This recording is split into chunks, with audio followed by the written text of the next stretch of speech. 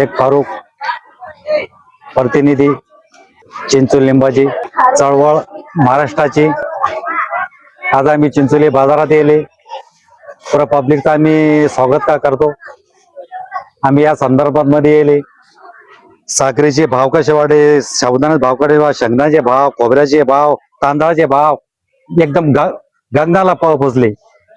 हे आशीर्वाद आमचे हे नरेंद्र मोदी साहेबांचे आशीर्वाद ना, हे साखरेचे भाव वाढले।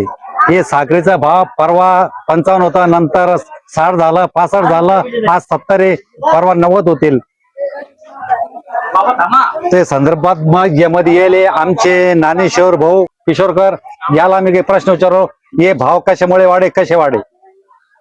साखरेचे भाव का 2 दिवसापूर्वी 58 रुपये होते, नंतर 60 आणि आज 62, 80 रुपये, 70 रुपये, 72 रुपये किलोचे भाव रेंज मध्ये दाखवू लागले। याच्यामध्ये सर्वसामान्य सरकारच्या माध्यमातून नसून सर्वसामान्य जनतेचा याच्यामध्ये विश्वासघात आहे। आणि हा याच्यावर भूमिहीन लोक असो किंवा सर्वसामान्य मजुरी करणारे लोक यांचा याच्यामध्ये अत्याचार आहे, याच्यामध्ये हे दिसून येते। तर याच्यावर सरकारने याच्यावर काळजी घ्यायला पाहिजे। जसे फारूक भाऊ म्हणते, ह्या हिसाबावर आपलं म्हणणं आहे की त्याच्यात राजकीय पक्षाचं काही उल्लंघन नसल्यामुळं, पण याच्यात सामान्य जनतेचा याच्यात विश्वास जात असल्यामुळे सरकारने याची थोडीशी काळजी घ्यायला पाहिजे की हे साखर आज 2 दिवसापूर्वी 58 रुपये होती, आज 72 रुपये झाली, गुळ 110 रुपये किलो चालला। याच्यात सरकार लोक जे मजुरी करून पोट भरताय, त्यांची चूल भागवणं, त्यांचं आचार भागवणं त्यांना जमत नाही, पण याची महागाईमुळे लोक कसं याच्यावर जगतील, या सरकारने याचा विचार करायला पाहिजे।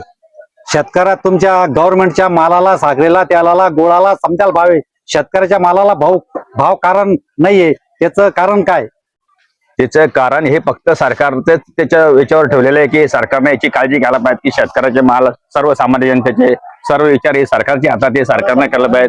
त्याच्यानंतर खोबरं आज 1 महिन्यापूर्वी 100 रुपये होतं, आज 400 रुपये किलो आहे। त्याच्यानंतर शेंगदाणा हा 150 रुपये किलो झाला। गरिबांना खायचा काय? गरीबाला थायमीट खाल्ल्याशिवाय त्याचा पर्याय नाही। त्याच्यानंतर तुमचे हे 40 रुपये किलो तांदूळ येते, आज हे 90 रुपये किलो झाले। गरिबांना खायचं कोणत्या हिशोबाने खायचं, कसं खायचं, हे सरकारकडे आमची मागणी आहे। आणि त्याचा सरकारनं काही दखल घ्यावा, काही शासनानं घ्यावा आणि त्याचा काही विल्हेवाट लावायची। धन्यवाद।